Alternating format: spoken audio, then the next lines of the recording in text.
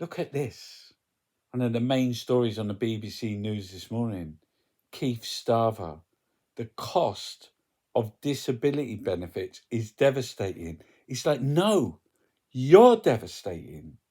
You're devastating this country. You've attacked. He said there's no money for winter fuel allowance. There's no money for child poverty, the 2-child benefit tax. There's no money for the sick and the disabled.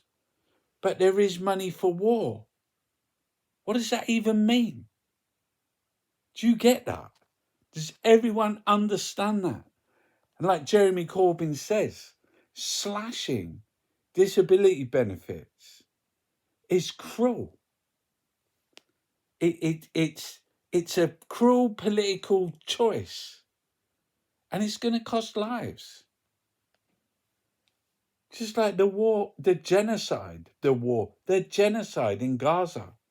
Netanyahu calls strikes on Gaza only the beginning, as hundreds reported killed. After 18 months of devastation, turned to rubble, and they start bombing again. And he said, this is a guy who said, like, it's a ceasefire. And yesterday, what was the thing yesterday? He said, oh, no, they're not. They haven't crossed the line yet. It's like, well, what? What? This is the guy who said it's all right for Israel has a right to defend. This is genocide. That's not a right to defend yourself. Cutting off fuel, water, cutting off aid. There's no aid gone in there for weeks. Front page of the Daily Mirror this morning. Worried sick. Fear and uncertainty for the vulnerable. But number 10 defends. But what? They want to cut 6 billion. Not about increasing wealth taxes. The billionaires who just get richer and richer, the have yachts. It's about the have nots. They have nothing.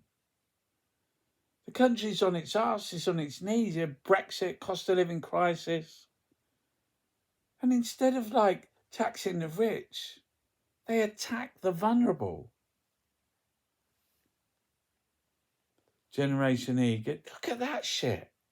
Generation Z gets benefits cut for anxiety and depression. That's what is that? Rebels forced back down on PIP crackdown. That's not even true. 5 billion to be slashed.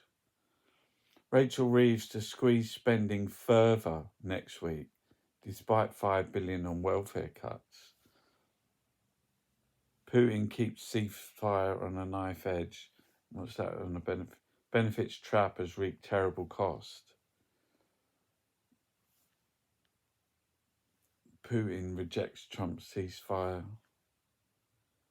Is that it? Andrew Neil says Labour's blown a once-in-a-generation chance to slash.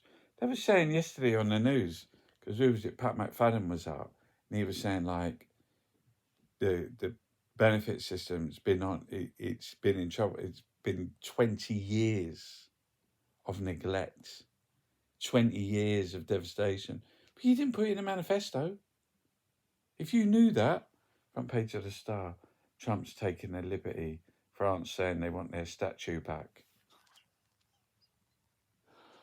Oh, I went to the emergency Gaza protest outside number 10 last night.